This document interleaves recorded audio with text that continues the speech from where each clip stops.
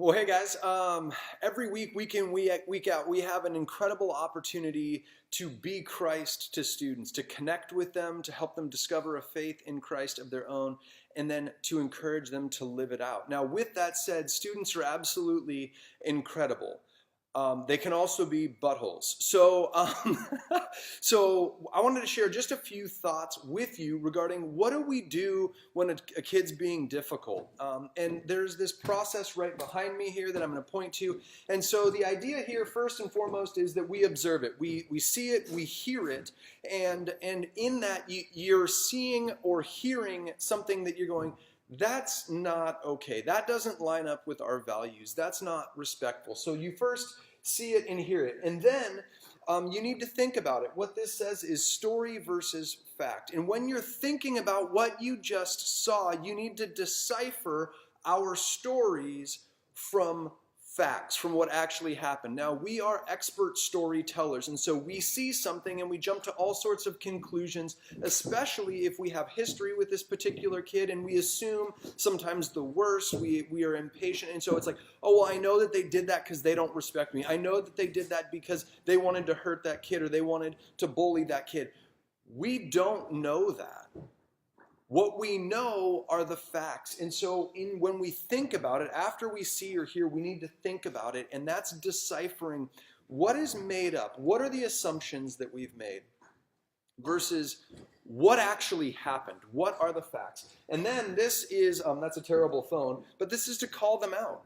It is our job, after we've seen and heard, to call them out, to say, hey, I saw you do this. I heard you do this. When we do that, it's essential that we speak in fact, not in, avoid all inclusive words like you always, you never, for weeks now you've done this.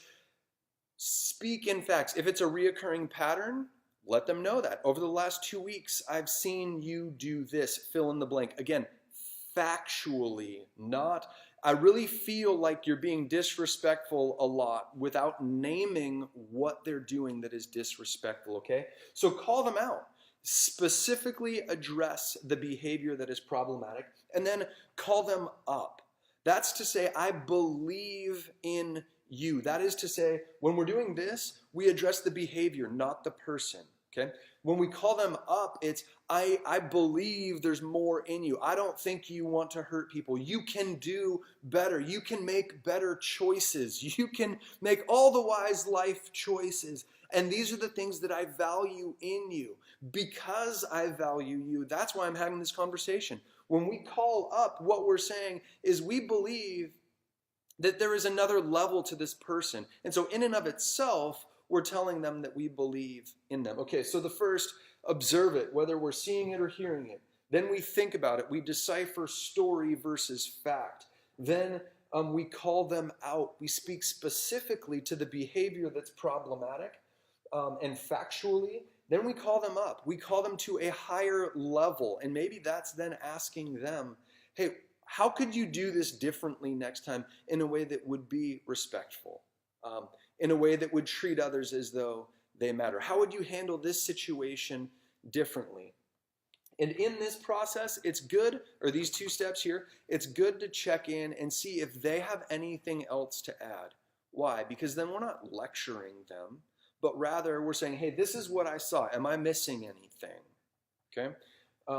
And then you carry on. And then the last piece here, if you've done these things and they continue to just push through the warnings, and there's a place when you say it's either time to call home if they didn't drive themselves, or it's a time for them to go home. If they are refusing to choose behavior that allows Encounter to be a safe place, then they are choosing not to be here. Again, it's the reminder, we want you here, but that behavior is problematic to you being here. So if you want to stay, you need to make different choices. Does sending a kid home suck? Yes, it does. Is it loving? If we do it right, yes. Is it gracious? If we do it right, yes. They need to see that there are consequences for their behavior. Now, with that, If at any point in this process you're feeling uncomfortable, unsure, talk to Jeff. Talk to another leader who's been around for a while, who maybe you feel like does this really well, and ask them for help. Ask them for insight. We're here to back you guys up. Okay? The last thing I'm going to say is when you ride a bike for the first time, it's a bit wobbly. It's a bit out of control. You don't feel like you know what you're doing, really. It's a little scary. And doing this the first time is going to feel very similar to that. And my encouragement is push through it, pray about it, and push through it, and just go for it. You're not going to do it perfectly. That's okay. You'll live and you'll learn. And that's all I got. Thanks, guys.